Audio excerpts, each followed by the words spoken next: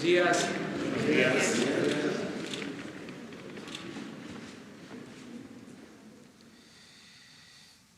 Pues como acordamos ayer, o nos comprometimos, mejor dicho, a dar información sobre la recuperación que se está logrando en la industria petrolera, en lo que tiene que ver con la producción de petróleo, de cómo se detuvo la caída que inició hace 14 años y que el año pasado hizo crisis porque se perdieron 200,000 barriles diarios. Así nos entregaron el gobierno, con una baja constante en la producción, y se logró, por la intervención oportuna que se llevó a cabo. Aquí quiero destacar el apoyo que recibimos de ingenieros y de trabajadores de Pemex, tanto de base como de transitorios, que han ayudado mucho en el rescate de Pemex.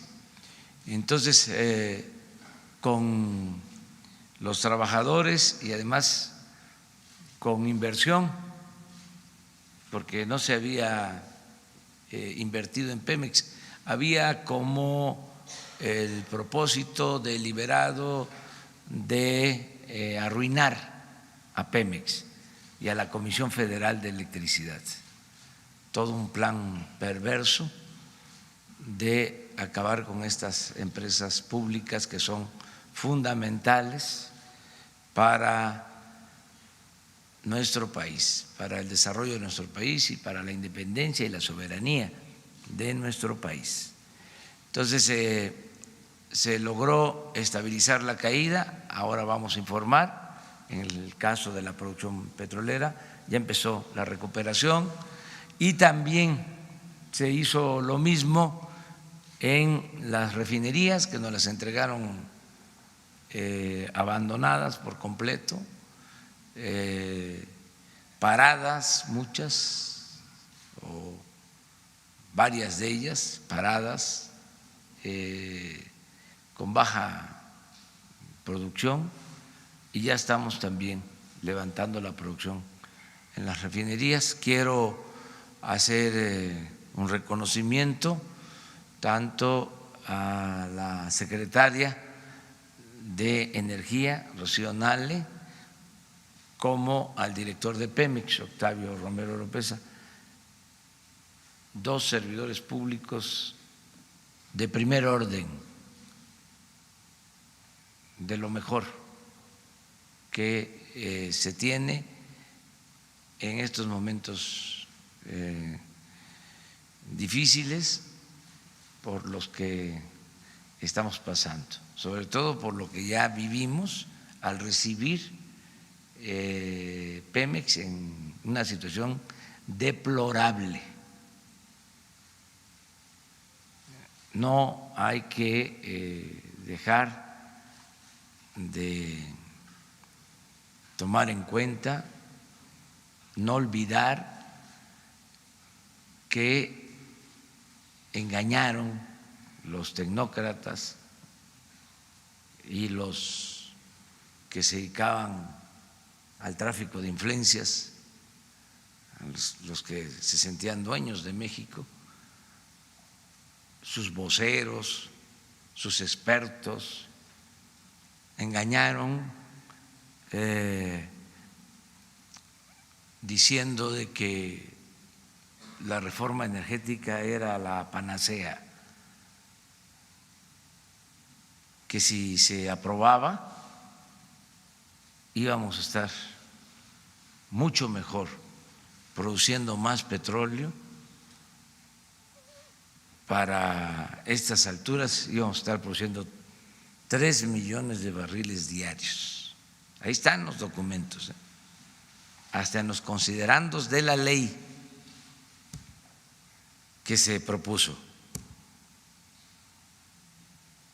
Y resultó que nos dejaron 1.700.000 barriles diarios y en caída libre, en picada. Y no han dicho ni media palabra sobre ese despropósito, sobre ese engaño. Entregaron los contratos a particulares y apenas una empresa extranjera de los 107 contratos está produciendo una cantidad, por cierto,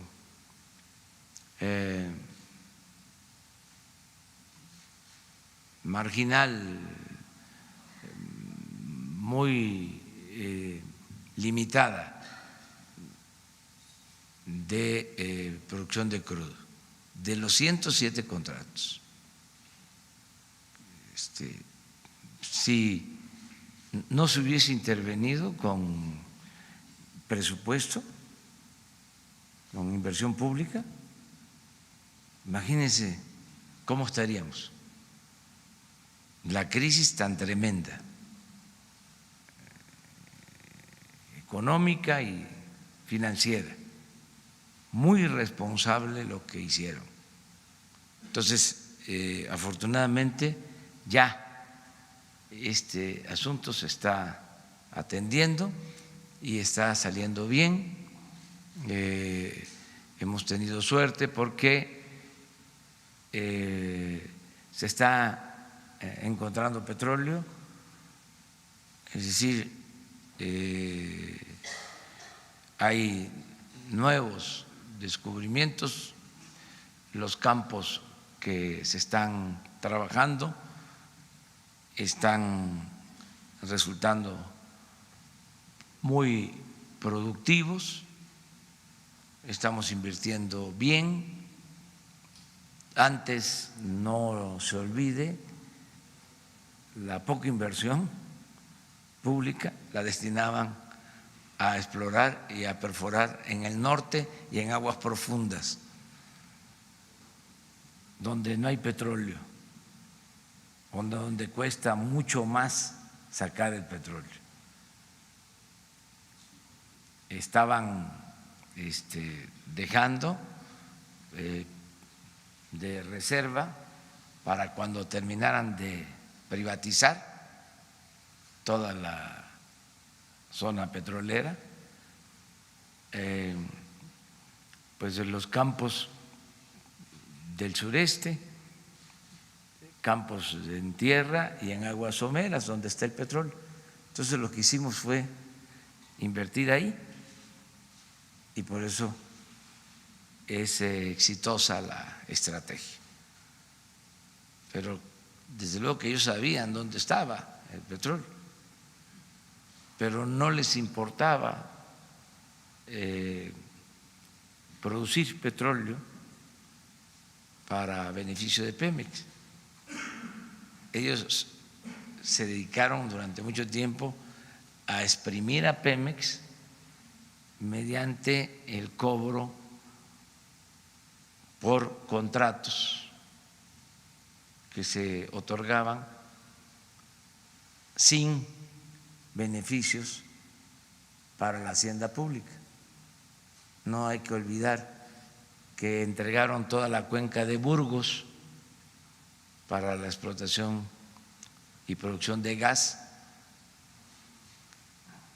con el engaño también de que iba a aumentar la producción de gas en Burgos. Le entregaron un contrato jugosísimo a la empresa española Repsol. No hubo más producción de gas, pero se llevaron miles de millones de pesos en esos contratos. Buen negocio para las empresas, mal negocio para la nación. Entonces, eso ya no se permite y afortunadamente la nueva estrategia nos está permitiendo rescatar a Pemex que va a convertirse en poco tiempo en la palanca del desarrollo nacional. Estamos invirtiendo ahora en Pemex para aumentar la producción, que tengamos materia prima y poder elaborar las gasolinas en el país, no comprarlas en el extranjero, y con esos excedentes que nos dé Pemex para mediados del gobierno vamos a tener recursos para apoyar sobre todo el campo. Vamos a sembrar el petróleo, vamos a utilizar los excedentes de Pemex para impulsar la actividad productiva en el campo y lograr también la autosuficiencia alimentaria. Esa es la estrategia que tenemos ya definida. Bueno, vamos a que Octavio Romero Oropeza nos informe y luego Rocío Nale sobre este tema.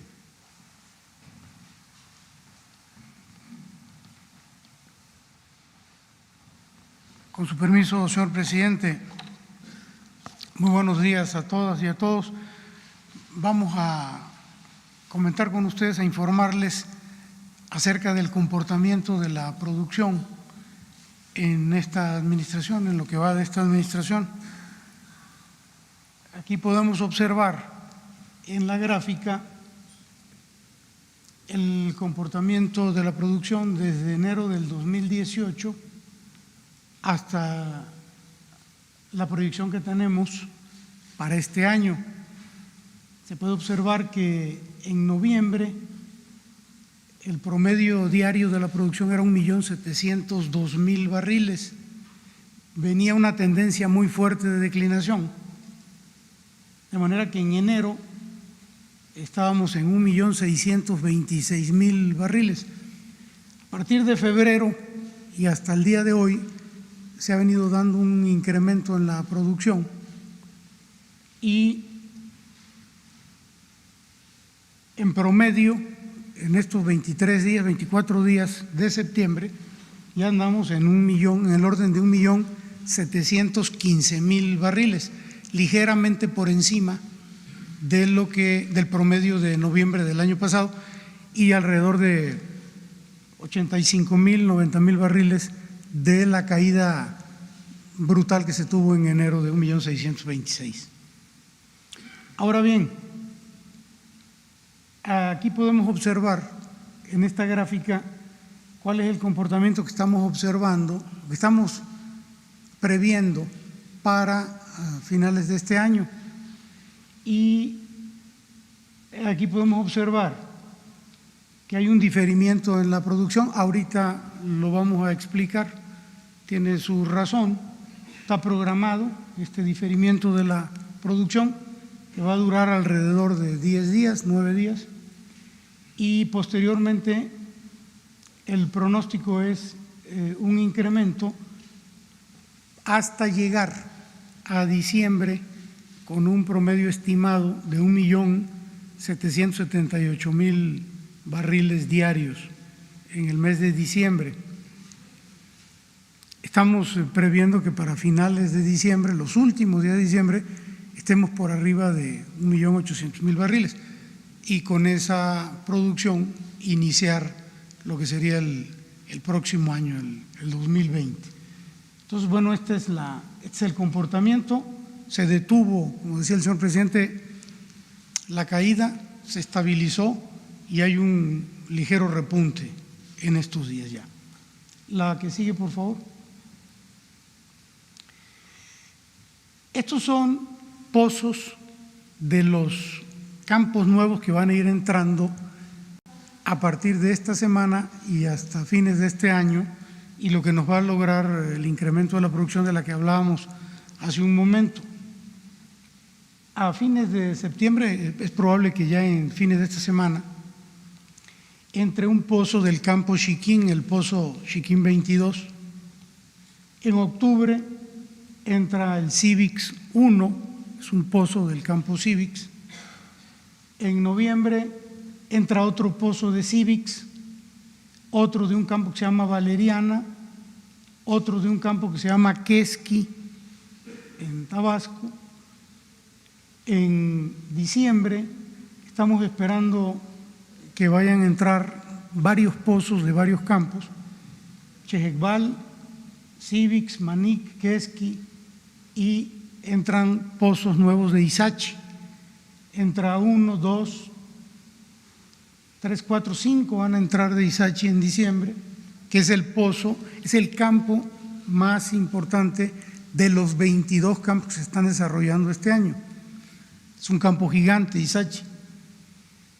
Entra Yaxché, entra Chec, Pachil y Tetl, Hawk y Tlacame, ya estos sobre los últimos días de diciembre, si no es que el último día de diciembre. Entonces, estos son lo que tenemos pronosticado, tenemos previsto que van a entrar de aquí a fin de año, y por eso estamos hablando de este incremento de la producción.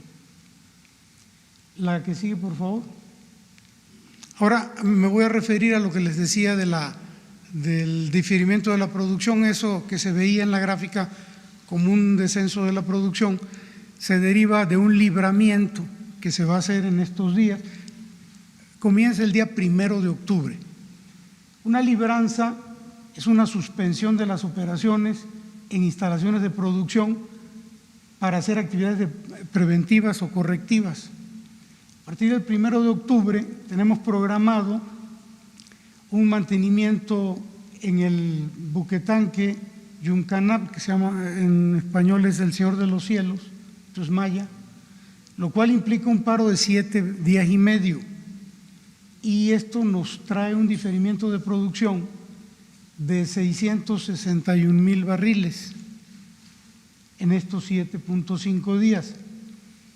También, aprovechando que se va a hacer este mantenimiento, se va a hacer una libranza en 2 plataformas, la CAL C7 y la C8, también para un mantenimiento correctivo, y esto nos va a implicar, esto va a tardar un poquito más, 2 días más, y el diferimiento va a ser del orden de 356,000 barriles de aceite.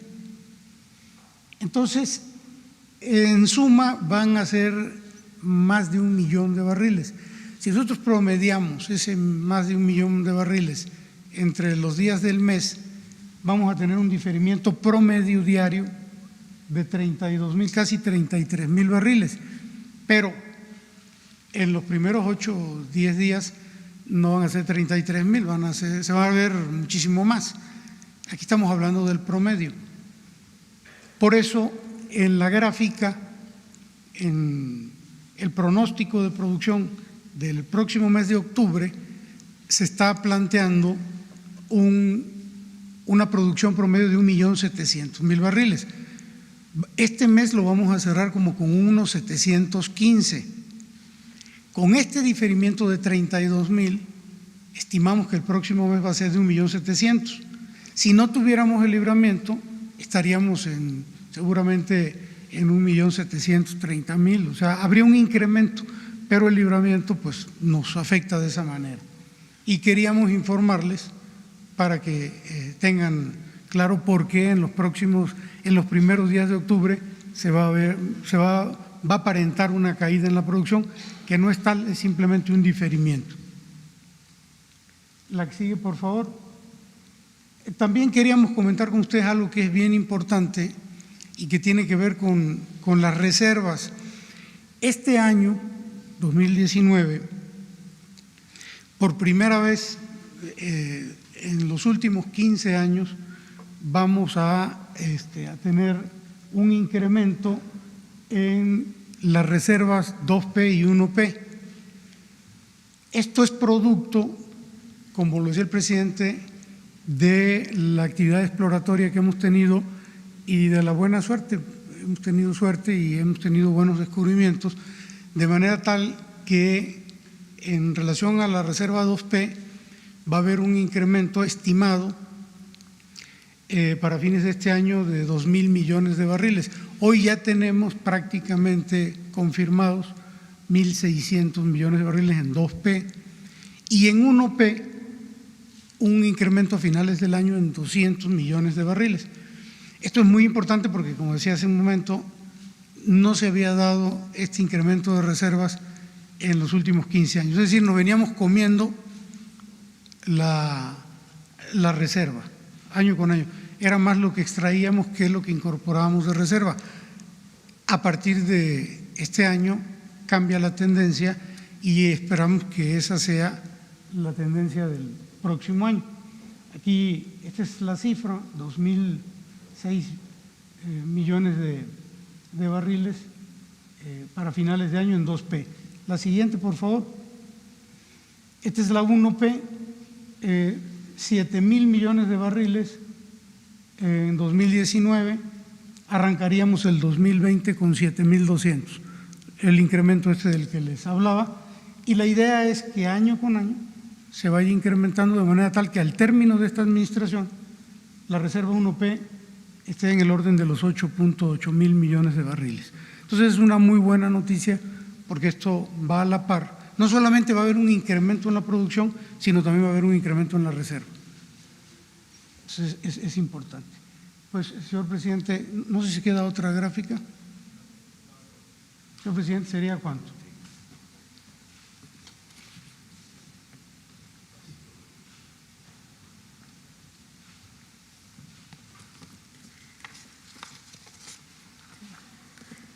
Buenos días. Con su permiso, señor presidente. El reporte que venimos a hacer es de acuerdo a las indicaciones que recibimos por parte del presidente de la República y se procedió en el Sistema Nacional de Refinación, que son 6 refinerías de Pemex, a implementar un plan emergente para rescatar o elevar la producción. Este plan consta de, primero, un mantenimiento emergente porque las refinerías estaban prácticamente muy descuidadas, sin el mantenimiento básico, y el segundo paso que se nos indicó fue la rehabilitación, que son mantenimientos mayores, cambios de equipo, de refaccionamiento. Para esto se contó con el apoyo, Pemex está invirtiendo 12.500 millones de pesos para la compra de refaccionamiento y equipo para las 6 refinerías de este año. Estos 12.500 será de procura y adquisición y el programa de rehabilitación se planeó para empezar a mediados del mes de agosto. Sin embargo, empezamos con algunas plantas las primeras semanas de septiembre que estábamos esperando algún refaccionamiento que no había llegado y que hasta la fecha se están recibiendo por el Departamento de Procura. El mantenimiento, cabe indicar que se ha hecho por administración directa, es decir, los trabajadores de Pemex, de las refinerías, los técnicos, profesionistas, todo el reconocimiento, los obreros que traen un espíritu de primera, en verdad, de trabajo, de innovación, son los que han estado haciendo prácticamente el inicio de estos trabajos de mantenimiento y el inicio de rehabilitación. En esta gráfica se ve cómo recibimos en diciembre del 2018, el primer día fueron 507,000 barriles por día de procesamiento, lo que equivale a un 32% de la capacidad de proceso del Sistema Nacional de Refinación. Lo rojo es la producción de gasolinas, pero hay que recordar, y la gente que nos escucha, que también en la refinería se produce diésel, se produce combustóleo, se produce turbocina, otros elementos secundarios, pero bueno, aquí nos estamos nada más señalando la gasolina. Poco a poco fuimos elevando la carga con mantenimiento menor, a medida de que se estaban tomando acciones refinería por refinería. Aquí se observa cómo se fue aumentando poco a poco la carga hasta llegar al mes de septiembre. El mes de septiembre, la semana pasada, traíamos 814,000 barriles por día de procesamiento, que equivale a un 52%. Hoy amanecimos con 779 porque la refinería de Minatitlán tuvo que bajar por un poro que salió en un serpentín, que es también por falta de mantenimiento de lo que estamos trabajando, pero sí alrededor del 50%, del 32% que recibimos, a un 50% en el sistema de procesamiento. Cabe señalar que empezamos ya desde agosto, primera semana de septiembre, a intervenir algunas plantas en las diferentes refinerías y al final lo vamos a ver. La siguiente gráfica es muy general. Adelante. Este es refinería por refinería: Cadereyta, Madero, Minatitlán, Salamanca, Salina Cruz y Tula.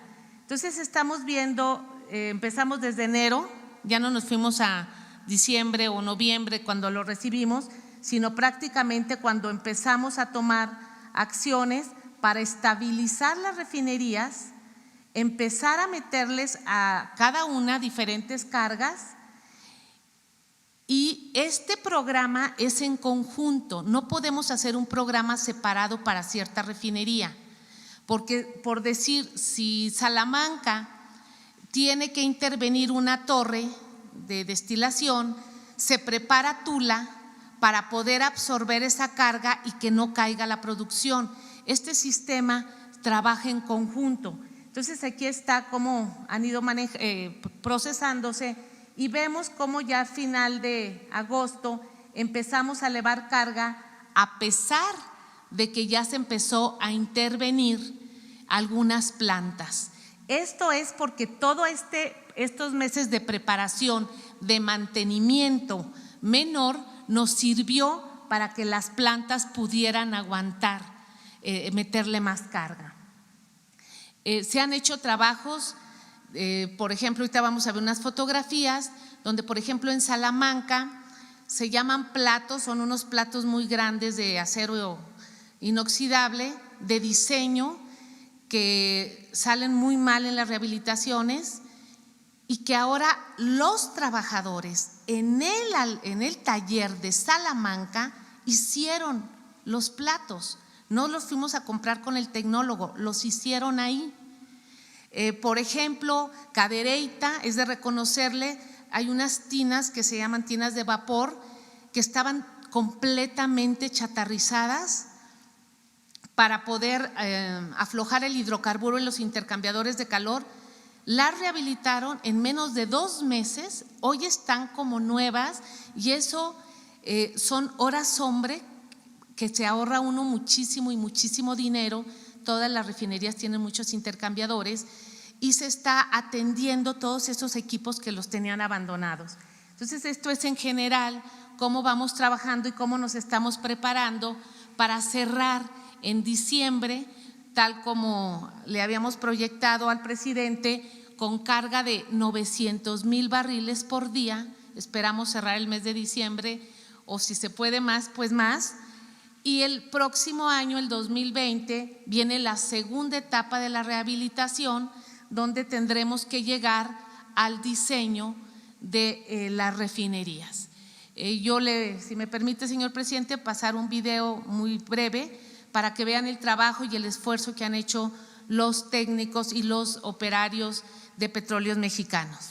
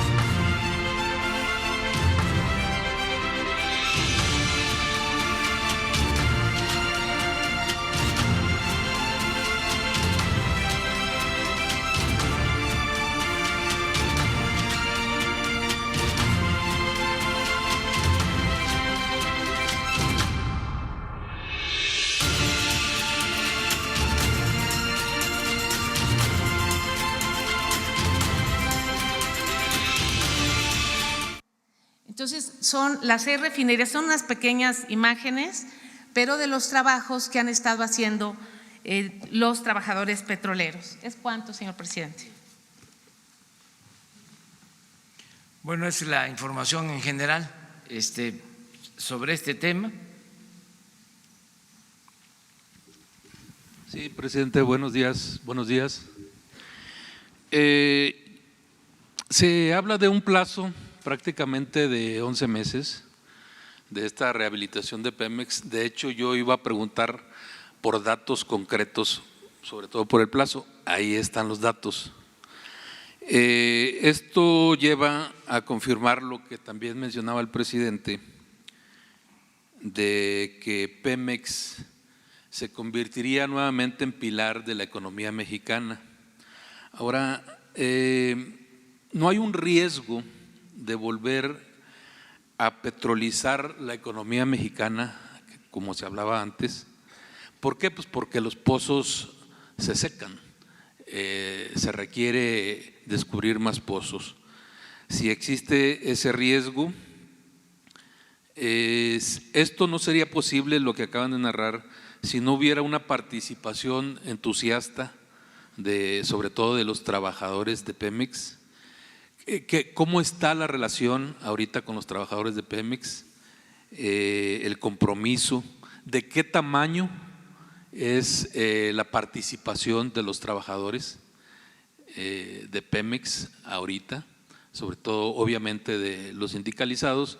Y bueno, todo esto nos lleva también a pensar que si esto se hizo en 10, 11 meses, repito, pareciera una solución mágica, pues ¿qué hicieron los gobiernos anteriores entonces en años, en décadas, ¿no? Si esto es posible en 10, 11 meses. Bueno, se me olvidó, presidente, Roberto Cruz de Grupo Impacto. Y tengo otra pregunta, pero no sé si hacérsela más adelante. Sí, muy bien. Bueno, esas dos cosas. Vamos a petrolizar la economía y la participación de los trabajadores en toda esta rehabilitación de Pemex. Sí, nosotros estamos impulsando al mismo tiempo todas las actividades productivas, pero era estratégico el recuperar Pemex, el rescatar a Pemex. ¿Cómo es estratégico recuperar la Comisión Federal de Electricidad? En las prioridades que definimos está el bienestar del pueblo como lo primero, el mejorar las condiciones de vida, las condiciones de trabajo del pueblo de México, lograr el bienestar material y el bienestar del alma, la felicidad del pueblo. Por eso se están destinando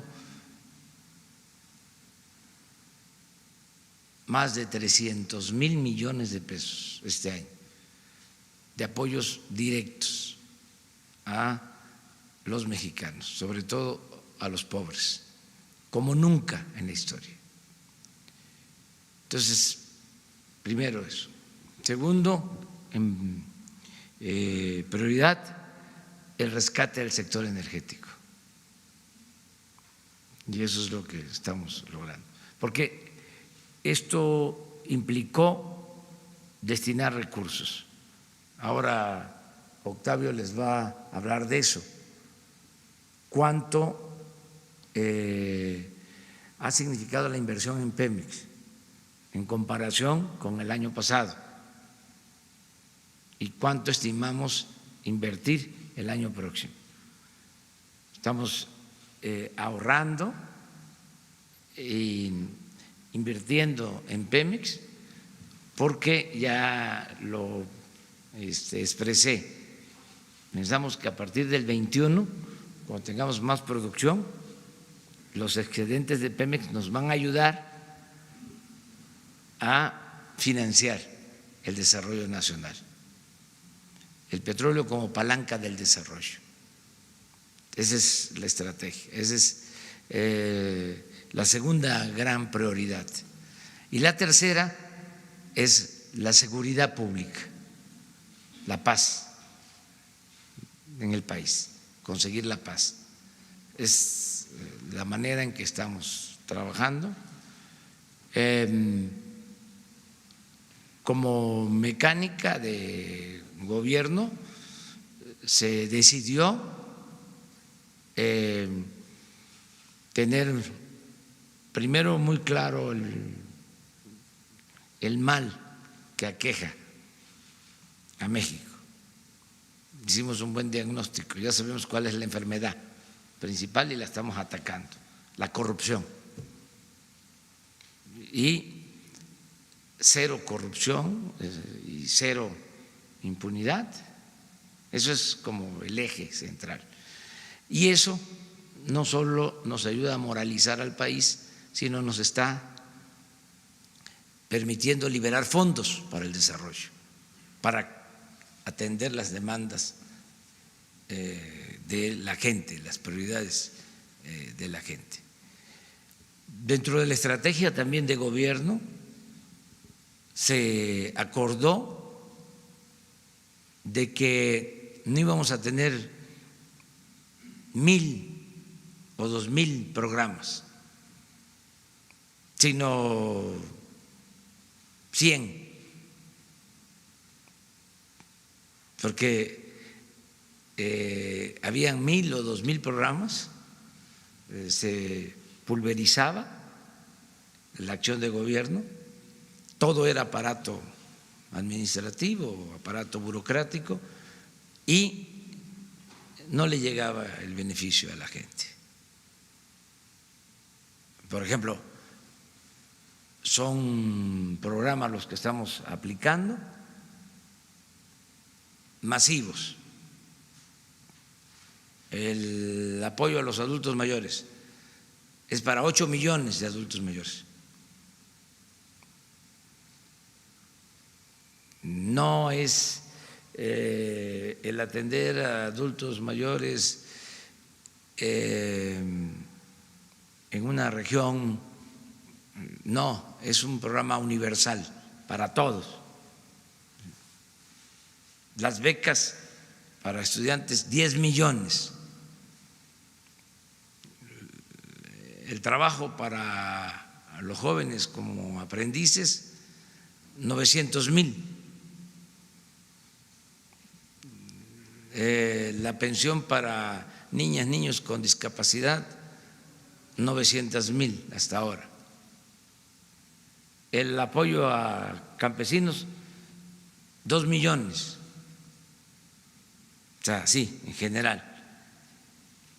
Entonces, por eso no es solo una actividad, y era muy importante el recuperar para la nación el petróleo.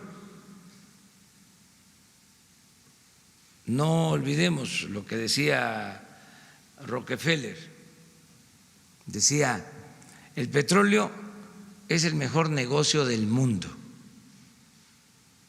y el petróleo mal administrado es el segundo mejor negocio del mundo. Es decir, el petróleo es negocio. ¿Por qué? Habría que preguntarse.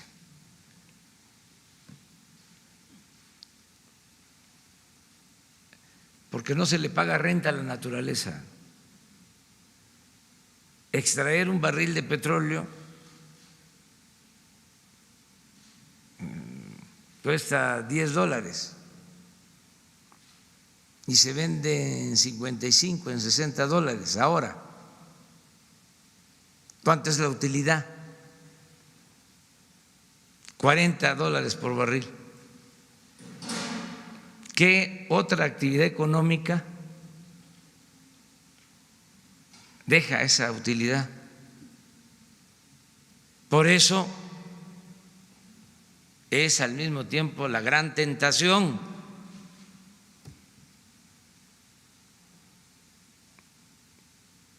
Por eso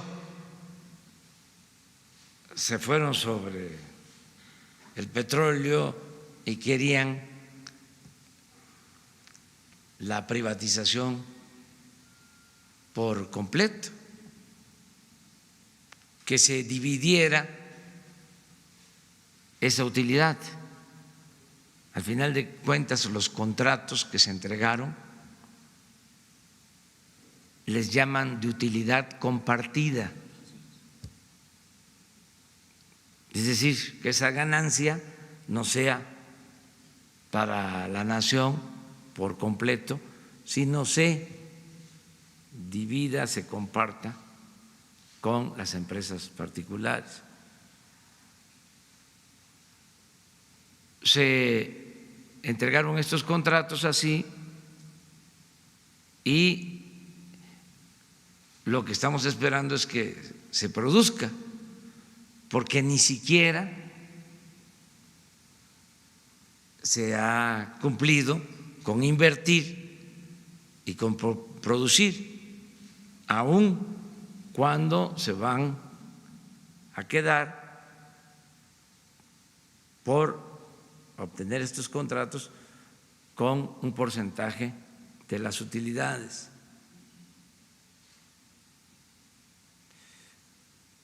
Todo esto no lo estamos haciendo para cuestionarlos, no se van a cancelar los contratos, no vamos a ir a pleito, nada más que si no hay producción en esos contratos que se entregaron, pues no podemos nosotros decir que van a continuar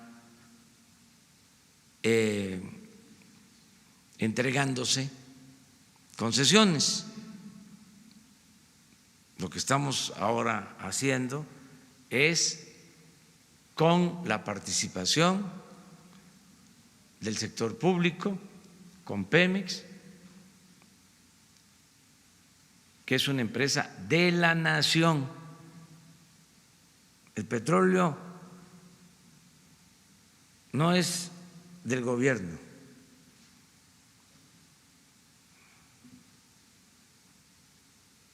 ni siquiera es del Estado mexicano. El petróleo es de la nación.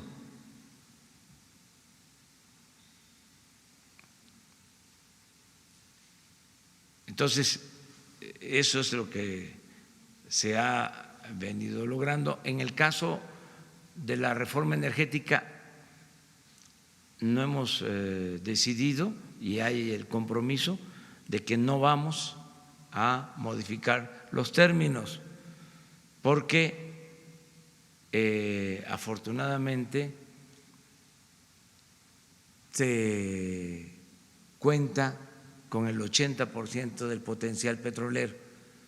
No les alcanzó el tiempo para entregar toda el área petrolera de México. Cuando hablamos de los contratos, estamos hablando del 20% del potencial petrolero. Y lo que aquí se está demostrando es de que si una empresa pública es manejada con honestidad y con eficiencia,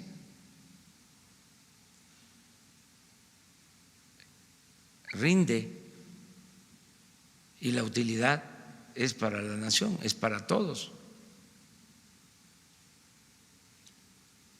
Entonces, eso es un poco lo de tu pregunta. Esto significa, presidente, que la apuesta para el desarrollo del país es definitivamente Pemex.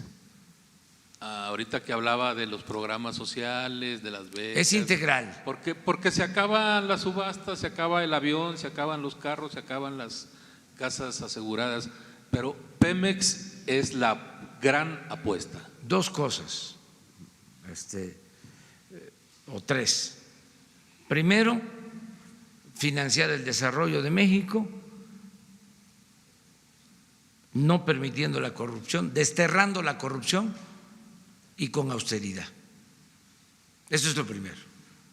Eso ya estamos viendo que rinde. Eso nos está funcionando. No estamos aumentando impuestos, no están aumentando los precios de los combustibles, no estamos endeudando al país y tenemos presupuesto y hay bienestar. Pero para tener más bienestar, ¿sí?, ¿qué necesitamos? Es, desde luego, mantener cero corrupción, cero impunidad, cero lujos en el gobierno, ¿sí?, y agregarle dos componentes más, dos elementos más al plan. Uno, la recuperación del sector energético, porque significa ingresos para la nación. Ya les decía, no hay ninguna empresa tan rentable como Pemex. Incluso es de las empresas, aun cuando quisieron acabarla y se esmeraron en lograrlo, se empeñaron en eso, sigue siendo a nivel mundial de las empresas más rentables y va a ser mucho más.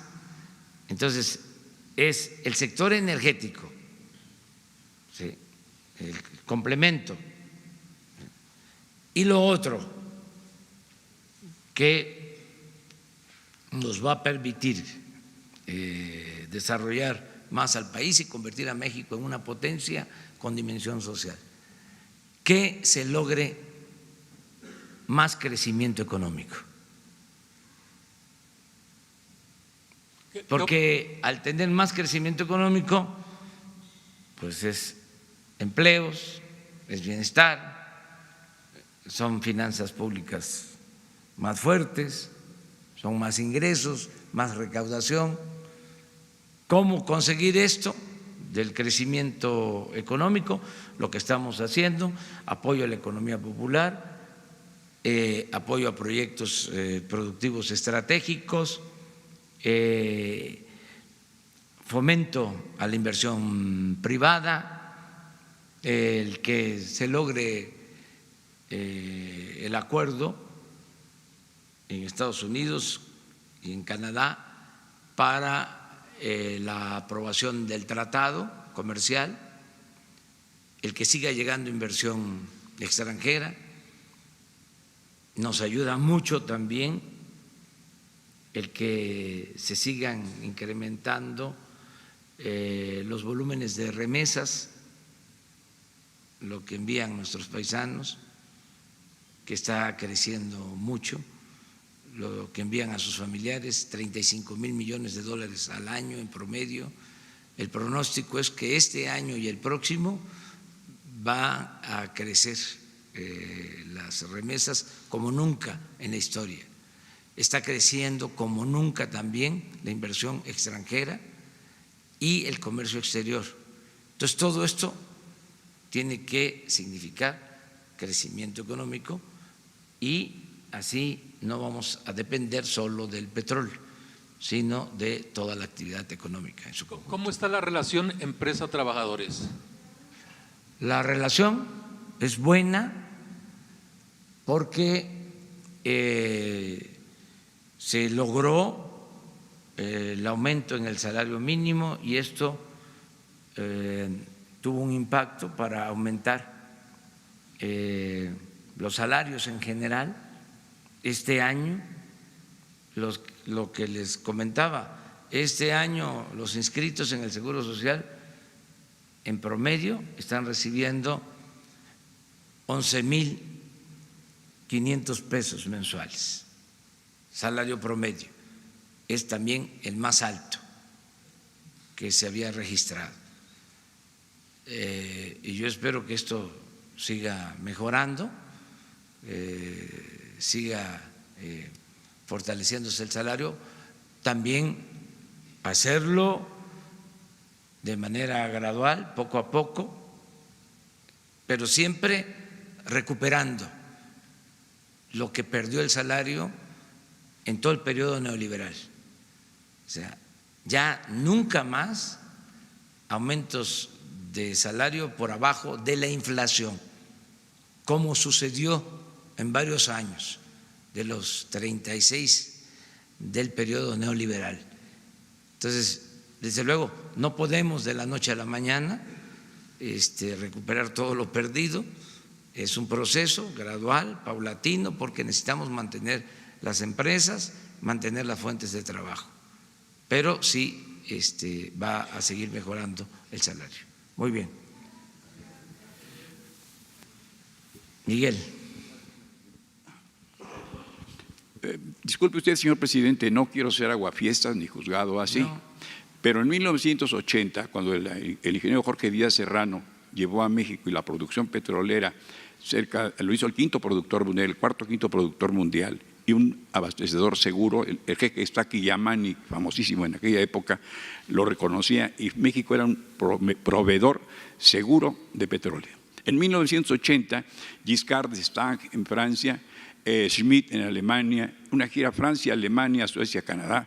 El petróleo en junio de 1980 nos hacía de oilers, los petroleros del mundo. Y éramos recibidos con fanfarrias y alfombra roja el presidente López Portillo y el propio Jorge Díaz Serrano y todo el gabinete. En fin, un año después, exactamente un año después, el 6 de junio de 1981, Jorge Díaz Serrano sale de la Dirección de Petróleos porque bajó el petróleo y el mundo le dijo, bueno, está bajando el petróleo, tienes que bajarme los precios, sigo comprando a ti. Hubo miembros del gabinete de don José que le dijeron, no, esto es imposible, y se llegó a firmar, el que no nos compre el petróleo hoy no le volveremos a vender a nada. Y el mercado mandó, el mercado decidió. ¿Cómo prever, señor presidente, que todo esto, que entonces, junto con el petróleo, la prioridad del presidente López Portillo, los energéticos, era el sistema alimentario mexicano, alimentar al país? Y dependía, puso en manos, en la suerte del petróleo, el futuro de la nación.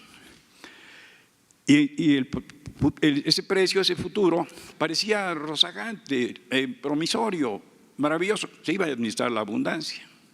Y cataplum, un año después exactamente, el petróleo descendió bruscamente de precio y todo ese sueño y toda esa promoción y toda esa oferta de que nos iba a ir muy bien se desvaneció totalmente. Simultáneamente, nuestros técnicos, con todo el Instituto Mexicano del Petróleo que había entonces, y esto rima con la ciencia y la tecnología y el CONACYT, se cerró o no han producido o no produjeron a los técnicos que esa gran riqueza requiere una mejor preparación, como Statoil en Noruega, donde hemos estado también allá. Y un gran mexicano de apellido de la Madrid dirigía Statoil, era un prominente mexicano de Tampico, Tamaulipas, el que estaba ahí en Statoil en Noruega. Bien, hoy día se cortan planes para la ciencia y la tecnología. Dice Ruy Pérez Tamayo, ese eminente científico mexicano, que en las grandes crisis es lo que se debe actuar al revés, meterle más a la ciencia, invertir más en educación y en la tecnología. ¿Cómo prever entonces, cómo prepararnos, cómo pone usted un escudo a todo este magnífico plan? ¿Quién podría oponerse o criticarlo o poner limitantes de bienestar para 120 millones de mexicanos, el progreso de la nación? Prever una caída, un tropezón, ¿cuánto nos costaría y cómo iría? No quiero ser aguafiestas, pero cómo también se puede ver el anverso y el reverso de la medalla. Gracias por su respuesta, señor presidente. No, muy bueno tu planteamiento. Mira, nada más hay situaciones distintas. Para empezar, en aquel entonces los precios del petróleo estaban altos, no es el caso de ahora. Los precios están pues a la mitad de lo que costaba el petróleo durante el gobierno de Fox y de Calderón. Ellos tuvieron la suerte de contar con los precios más altos del petróleo en toda la historia. $100 por barril promedio. Entró muchísimo dinero que se desperdició, para decirlo de manera benévola. En efecto, cuando López Portillos y cuando el ingeniero Díaz Serrano se hablaba de que nos preparáramos para administrar la abundancia, y se apostó solo al petróleo, se caen los precios y se genera la crisis, o se precipita la crisis que ya se venía padeciendo. Ahora es distinto. Nosotros estamos hablando de aumentar poco a poco la producción y llevarla a 2.600.000 barriles para el 2024. Estaríamos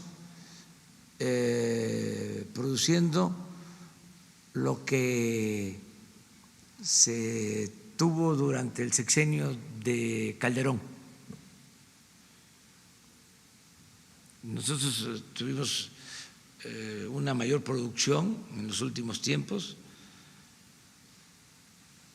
En 2004, que se obtuvieron 3.400.000 barriles diarios, y nosotros estamos hablando de 2.600.000. Estamos 800.000 barriles abajo. Entonces no es apostar todo pues a la producción. No tendríamos además los recursos para eso. Se tendría que endeudar al país y eso no lo vamos a hacer. Y una variable, como dirían los tecnócratas, distinta, es que no hay la corrupción en Pemex que había en ese entonces y que había hasta el pasado gobierno.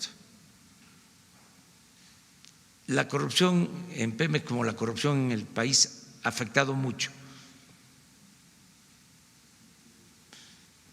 Entonces, por eso no se resisten crisis por la corrupción que impera en Pemex, que haya imperado en Pemex. Entonces va a ser distinto y sí tenemos nosotros mucho cuidado en no depender solo del petróleo. Ahora, por ejemplo, yo creo que con la firma del tratado va a crecer mucho más la inversión extranjera y va a haber más desarrollo de la industria manufacturera, mucho más desarrollo, tanto para el mercado interno como para la exportación. Se están dando condiciones favorables, no solo en el caso del petróleo, es más, en el caso del petróleo hay hasta nubarrones en lo internacional. En lo que tiene que ver con el comercio exterior, para el caso de México hay condiciones favorables. Por eso nos importa mucho el que se apruebe el tratado, porque le conviene a México y le conviene a Estados Unidos y le conviene a Canadá. Pero sí estamos tomando en cuenta eso, y el modelo mejor el más racional, precavido,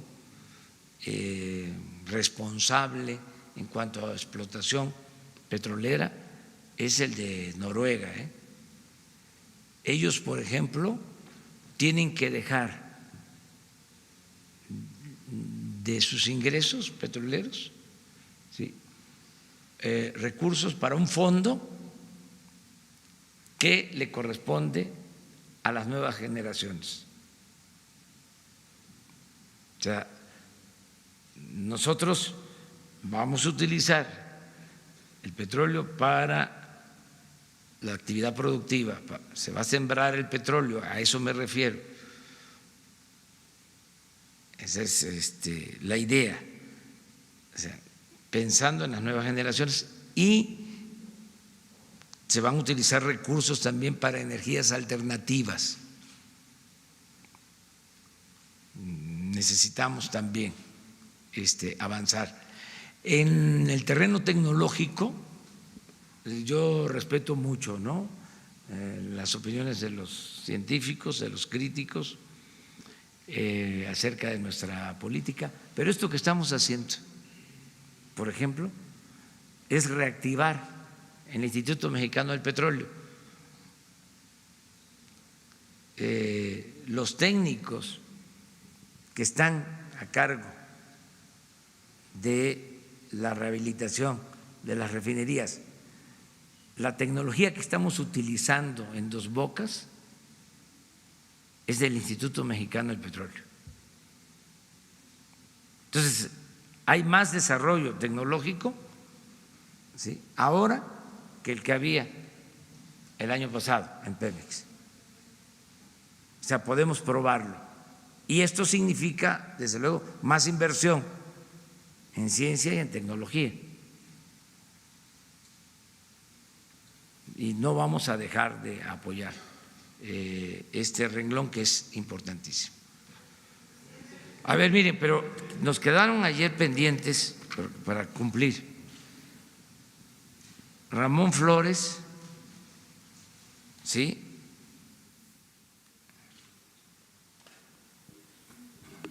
Muy buenos días, presidente, secretaria y director. Ramón Flores, corresponsal de Los Ángeles Press de Guadalupe, Lizárraga.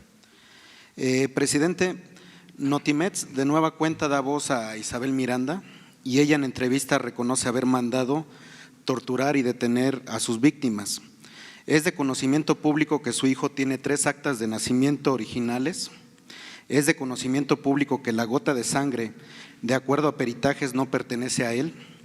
Con estas irregularidades, ¿no considera usted esto como un reto para su gobierno, que ha reiterado que no se va a proteger a nadie y que ella reclama justicia amparada mediante mentiras? El que ella reconozca sus agresiones de manera pública a la agencia de noticias del Estado no está enviando el mensaje de impunidad. ¿Cómo lo interpreta su gobierno? Y mi pregunta es, ¿para su gobierno no es un asunto de impunidad este hecho? Bueno, si es como tú lo planteas, pues sí podría ser un acto de tolerancia o de impunidad, o de tolerar la impunidad, pero habría que ver si existe denuncia, si está en manos de la Fiscalía. Nosotros vamos a indagar sobre este tema y les informamos, te informamos aquí y le informamos a toda la gente. Ok. La situación legal. Así es. Ok.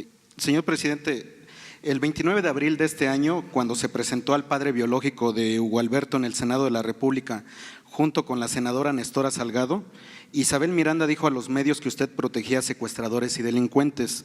Ella manipuló las cifras de secuestro de su gobierno y dijo que este delito estaba a la alza. ¿Por qué ahora en Notimex lo adula y dice confiar en usted? Gracias. Pues yo no me meto en eso, son libres todos los mexicanos, todas las personas a manifestarse, a expresarse, y vamos mejor a ver qué pasa con la cuestión legal, básicamente, ¿no? Para no confrontarnos. Sheila, sí. Buenos días, presidente. Shaila Rosagel, de Grupo Gili, El Imparcial de Sonora, y Crónica y Frontera de Tijuana. Presidente, en Sonora hay mucha preocupación por la violencia. Hace 2 semanas, hoy exactamente se cumplen 2 semanas, en Empalme, en un ataque sin precedentes, un grupo armado incendió una casa con toda la familia adentro. Falleció lamentablemente un pequeño de 7 años quemado vivo de este ataque. La mamá y la niña de 2 años quedaron con severas heridas de gravedad en más del 90% de su cuerpo. La mamá falleció ayer, la bebé está en Sacramento, California, siendo atendida. Empalme forma parte de estos 5 municipios en donde a través de la estrategia de seguridad se colocó un mando militar al frente de las policías municipales. Le queremos preguntar, presidente, ¿qué información tiene sobre avances en materia de seguridad en Sonora, en la mesa de seguridad? Y se comentó también en la reunión que hubo en Guaymas que se tenían detectadas a las bandas que operan en la región. Entonces, ¿qué se está haciendo para que estas bandas dejen de cometer estos crímenes? Y sobre todo, presidente, pues también, ¿qué puede hacer el Estado para combatir este nivel de violencia y deshumanización que se está viviendo pues ahorita en el norte, en Sonora, que lleva pues a estos grupos armados a quemar vivos a niños, como ocurrió? Lamentablemente por estos hechos, hasta por el luto, se suspendió el grito en Empalme, y pues la sociedad sonorense está bastante afectada y dolida por este hecho. Vamos a pedirle al secretario de Seguridad Pública que venga y que informe sobre la situación en Sonora de seguridad, cómo estamos, ¿sí? Y qué se está haciendo, como tú lo planteas, para frenar esta ola de violencia, ¿no?, en Sonora. Vamos a pedirle a él que informe. Yo en lo general te digo que todos los días estamos atendiendo este problema. Acabo de hablar de que es una prioridad la seguridad. Nos estamos dedicando de tiempo completo a eso, yo sigo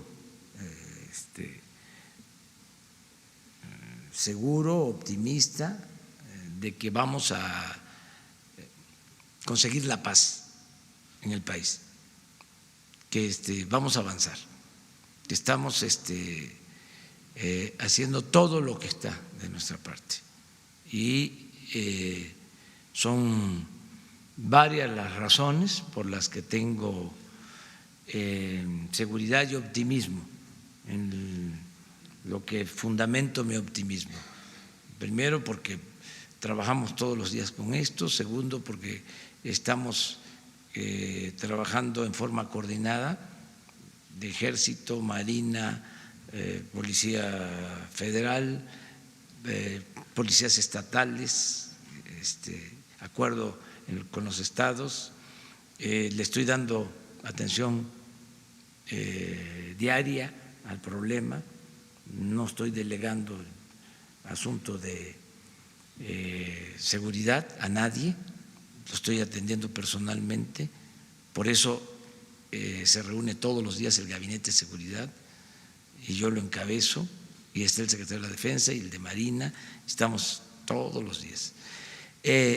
No permitimos la impunidad, no permitimos la corrupción, se está fortaleciendo la Guardia Nacional, se están contratando, reclutando más elementos para la Guardia, se están capacitando. Al mismo tiempo, y es la base, el sostén de toda esta tarea. Están avanzando los programas sociales, se está moralizando al país. Entonces, estoy confiado, creo que vamos a lograr detener la violencia en el país. Presidente, ¿qué mensaje le envía a los empalmenses y a los sonorenses, pues que sí están verdaderamente muy impactados por este ataque, principalmente a los niños, ¿no? El niño… Pues nuestro cariño, nuestro afecto, nuestra solidaridad y el compromiso de protegerlos, de estar con ellos siempre, que se mejore la vigilancia de las policías y que se garantice la seguridad pública. Nada más ya por último, en Tijuana ya se rebasaron también los 1.500 homicidios solo en lo que va de 2019. ¿Tiene algún informe sobre los operativos en Baja California y sus resultados o también lo va a dar el secretario de Seguridad? Pues ya se lo pedimos a él.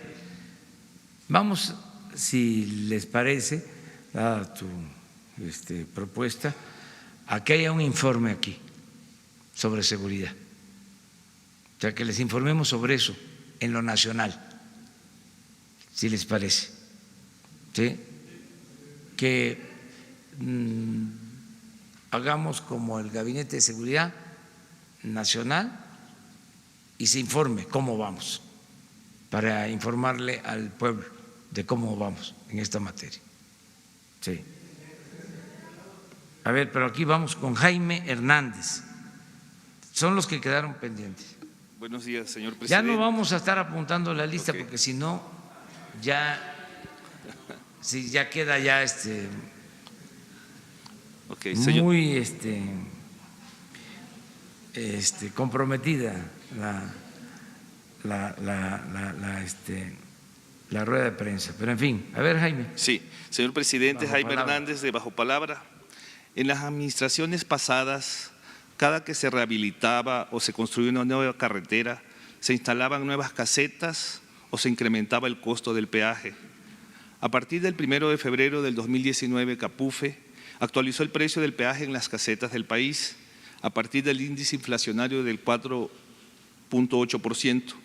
Nuevamente, el pasado 13 de septiembre, Capufe volvió a actualizar por segunda ocasión en el año el costo del peaje en las rutas México-Cuernavaca y Cuernavaca-Acapulco en un 3% de aumento. El incremento en las tarifas de peaje se ve reflejado en el precio final de los productos, en el turismo y en el incremento del pasaje. En el Congreso de Guerrero, el PRI y el PRD calificaron el aumento del peaje en las casetas como una puñalada del gobierno de la Cuarta Transformación al sector turístico. También pidieron a Capufe y Fonadín que se baje el costo de la autopista del Sol para estimular el turismo. Señor presidente, ¿cuál es el plan de su gobierno para estabilizar el costo del peaje en las casetas de las rutas turísticas del país? Y también saber si se tiene considerado bajar el costo de la autopista del Sol, una de las más caras y que siempre está en reparación con el fin de estimular el turismo en ese destino de playa. Sí, mire, yo me enteré del aumento del precio de las carreteras de cuota, el aumento en la tarifa hace como una semana. Y se llevó a cabo este aumento hace como 3 semanas, según me dicen. Me enteré porque pasé por una caseta y me dijeron eso. Se quejaron conmigo de que había aumentado 2 pesos en la caseta donde pasé. No voy a decir cuál porque no quiero que vayan a tomar represalias, ¿sí? Con los cobradores, pero bueno, que habían aumentado 2 pesos. Y le dije, déjame ver, voy a investigar de qué se trata, porque sí me sorprendió lo del aumento. Y luego pedí información y la información que tengo es que aumentó la tarifa de conformidad con la inflación.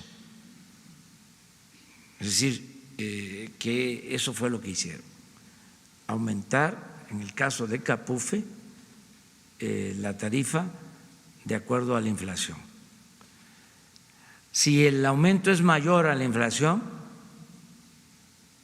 entonces se tiene que corregir. ¿Por qué si es un aumento de acuerdo a la inflación? Porque si no aumentamos de conformidad con la inflación, entonces sería bajar, ¿sí?, la tarifa. Y yo no me comprometí a eso. Yo me comprometí a que no iban a aumentar los precios en términos reales. Acerca de la autopista de Acapulco, conozco toda la historia de cuánto costó construirla, cuánto costó el rescate. Lo tengo escrito. Yo creo que es la carretera más cara del mundo. No, ya le ganó la de Mazatlán a Durango. Después, el costo de las carreteras en el periodo neoliberal es un buen tema para la investigación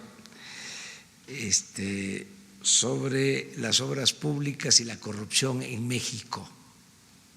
¿Sí? Esa carretera de Acapulco la rescataron en el gobierno de Zedillo. Pedían creo que $400 millones fue el rescate y gentilmente les dieron $700 millones. Entonces, a la empresa, y se convirtió en un barril sin fondo. Entonces se tiene que administrar ahora con honestidad y no aumentar la tarifa por encima de la inflación. Los técnicos, eso los he aprendido a ellos, hablan de indexar. Ese es el término, indexar. Es decir, en este caso es que los precios se mantengan de acuerdo a la inflación. Eso es lo que vamos a aplicar en el caso del cobro de las tarifas. O sea, que quede claro esto, si hay una carretera concesionada en donde la tarifa está aumentando más de la inflación, se tiene que corregir. Esto por lo que tiene que ver con Capufe. Sí, lo otro depende de las concesiones, pero no pueden abusar, aunque sean carreteras concesionadas. Si Capufe mantiene esta política, pues lo más correcto, indicado, es que todas las concesionarias actúen de la misma manera. Muy bien.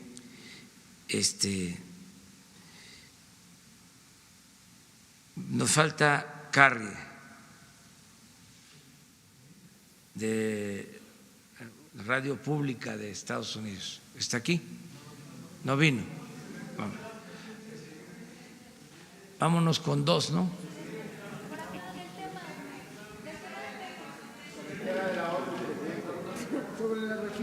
Vamos para atrás. Aquella compañera, las dos compañeras.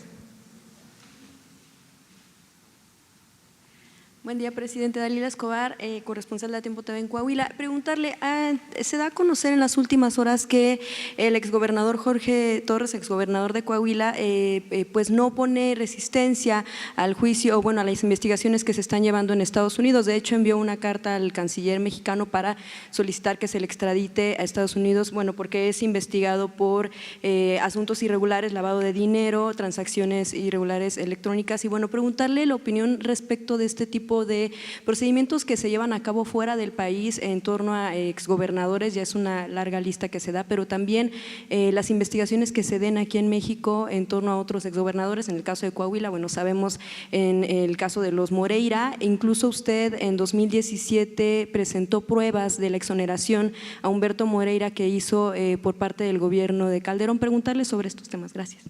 Sí, pues si él está ofreciendo que está dispuesto a comparecer, pues la autoridad debe de actuar. Ese es mi punto de vista. En el caso de Relaciones Exteriores, ellos pueden informarnos de qué se trata. Se está pidiendo que se hagan bien los trámites de extradición. Me comentaba el secretario de Relaciones Exteriores que en el caso de la solicitud de extradición del exgobernador de Chihuahua no estaba bien fundamentada. O sea que cuando se presentó la solicitud, al parecer no se hizo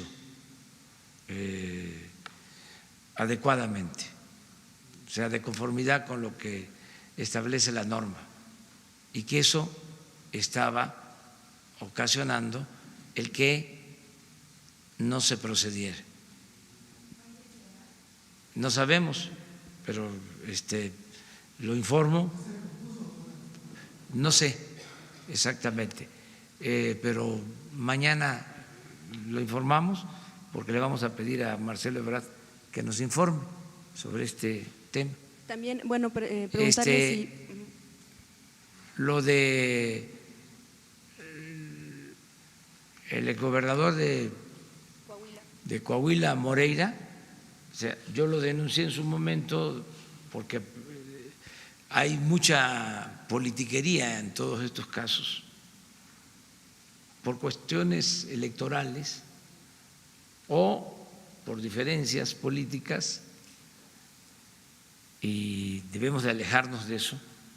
Tenemos que ver las cosas con profesionalismo, con objetividad y con apego a la verdad, ¿no? En aquel entonces se hablaba mucho de que había cometido ilícitos el gobernador de Coahuila, Humberto Moreira, y lo acusaban de un partido. Un partido tenía una campaña contra él, claro, también con los periódicos, no con todos, pero digo. De repente nos enteramos de que antes de que terminara el gobierno de ese partido, que estaba pidiendo que se castigara a Moreira, la Procuraduría emite un escrito para exonerar de todos los delitos al exgobernador Moreira. Entonces era toda una farsa. O sea, por un lado, públicamente diciendo Moreira corrupto y debe de ir a la cárcel, cuando por cochupos, enjuagues, arreglos que se hacían, porque eran especialistas en arreglarse, se ponían de acuerdo, se exonera a el exgobernador Moreira y se hace la exoneración cuando ya era presidente electo el licenciado Enrique Peña Nieto, y estaba por salir el licenciado Felipe Calderón. O sea, entonces ya eso no debe de seguir pasando. O sea, ahora hay una asociación que se llama Mexicanos por la Corrupción. No, sí me equivoqué. Mexicanos en favor de la corrupción. Que no es así. No. Sí, que dirige Claudio X González y otros adversarios nuestros, ¿no?, que se han dedicado a sabotearnos legalmente. Son los que promueven los amparos en contra de las obras. Sí, no quieren que hagamos nada, están molestos, quieren que siga el mismo régimen de corrupción. Imagínense defendiendo el proyecto del aeropuerto en el lago de Texcoco, que era el saqueo más grande que se tenía preparado, el atraco más grande que se iba a hacer al pueblo y a la nación.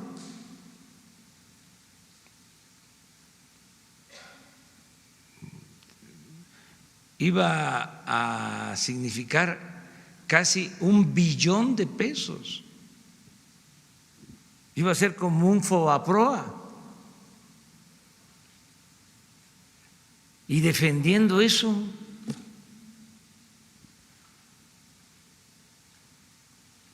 por eso me confundí y dije de que eran mexicanos en favor de la corrupción. Me recuerda mucho al pacto, ¿se acuerdan el pacto que firmaron?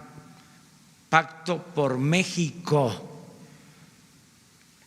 cuando fue un pacto contra México.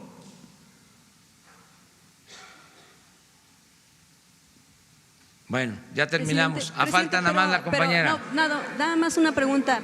Faltaba otra pregunta. El tema de Altos Hornos de México, saber si usted tiene información respecto de si en efecto va a haber una venta, si el comprador posiblemente podría ser Tech Inc., si tuvo que ver la visita de Pablo Roca y que, bueno, la reunión que tuvo con usted hace unas semanas, si tiene que ver con la probable compra de Altos Hornos de México. No, si tiene información. No, eso también es una volada. Vuelan mucho. No tiene nada que ver con eso. O sea,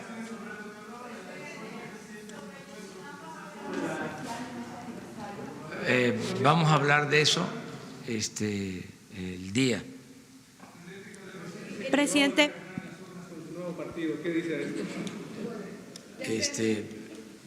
Sin comentario. Presidente, buenos días.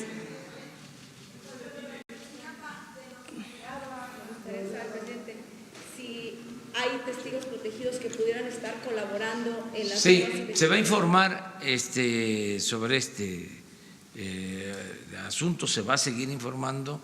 Ya se tuvo una reunión con el fiscal, los familiares, y Alejandro Encina va a presentar un informe. Vamos a a informarles sobre eso. Presidente, Presidente, buenos días.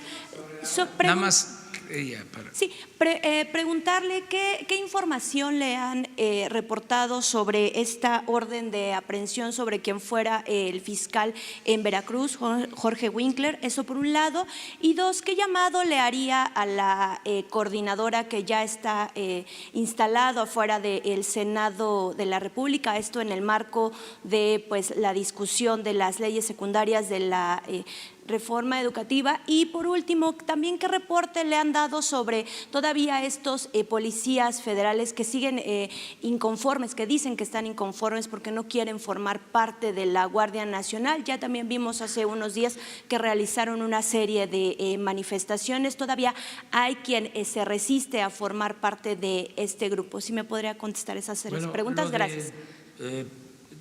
Que actuaba como procurador en Veracruz. No tengo mayor información porque eso lo está atendiendo la Fiscalía General. O sea, no es un asunto que tenga que ver con el Poder Ejecutivo. Lo de los policías, se está llegando a un acuerdo con ellos para que pasen voluntariamente a la Guardia Nacional. Los que no deseen pasar a la Guardia Nacional van a tener opciones para pertenecer a un cuerpo que se va a encargar de vigilar las instalaciones del gobierno. ¿Sí? Y no se está despidiendo a nadie ni se perjudica laboralmente a nadie. Eso es lo que puedo decir. Pero hablaste de otra. De la coordinadora que está ya fuera ahí en el Senado de la República. Pues es su derecho de manifestación. También eso molestó mucho a los conservadores, pero fue una farsa, un engaño, lo de la llamada reforma educativa. Costó muchísimo. Bueno, hasta dinero del presupuesto para propaganda en contra de los maestros. Y no hubo resultados. Lo que hubo fue sufrimiento, hasta perdieron la vida personas por este enfrentamiento, encono, discordia, desprestigio a las maestras, a los maestros, y todo por la carga ideológica, precisamente de estos personajes como Claudio X González, o sea, muy conservadores. No quiero usar otra palabra porque sería más fuerte, pero a lo mejor sería más clara. Me autolimito, pero sí se molestaron mucho por eso, por algo que no beneficiaba en nada a la educación, al contrario, todo por el afán privatizador. Ya deben de irse acostumbrando de que nosotros no vamos a aplicar la misma política neoliberal. Ya estamos en tiempo o en la etapa postneoliberal. Ya quedó atrás esa política antipopular, entreguista, de corrupción, de injusticias, de privilegios.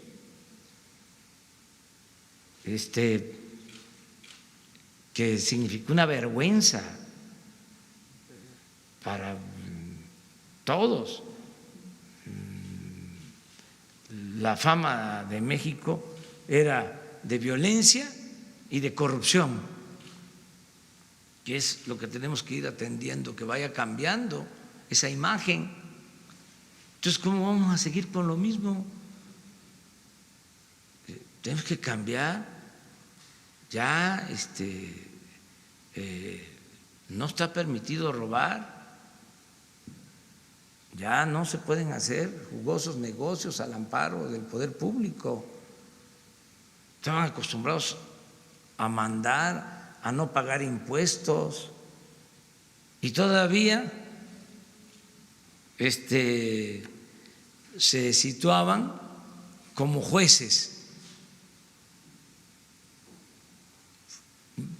suponiendo que se llamara este organismo Mexicanos contra la Corrupción. Le preguntaría, ¿qué hicieron si la corrupción estaba legalizada en la época en que ellos simulaban que combatían la corrupción? ¿Por qué no dijeron nada de que Salinas en 1994 modificó el Código Penal para que la corrupción no fuese delito grave? ¿No lo sabían ellos? ¿Cómo fue que crearon una asociación civil llamada Mexicanos contra la Corrupción? Sí, nunca dijeron nada, nunca. Me gustaría que me replicaran de que la corrupción estaba legalizada porque no era delito grave. Ya basta de simulación. O sea, no se puede así. Y ese es un distintivo del conservadurismo. Son muy corruptos. Pero además de corruptos, hipócritas. Ya, nos vemos. Adiós, adiós.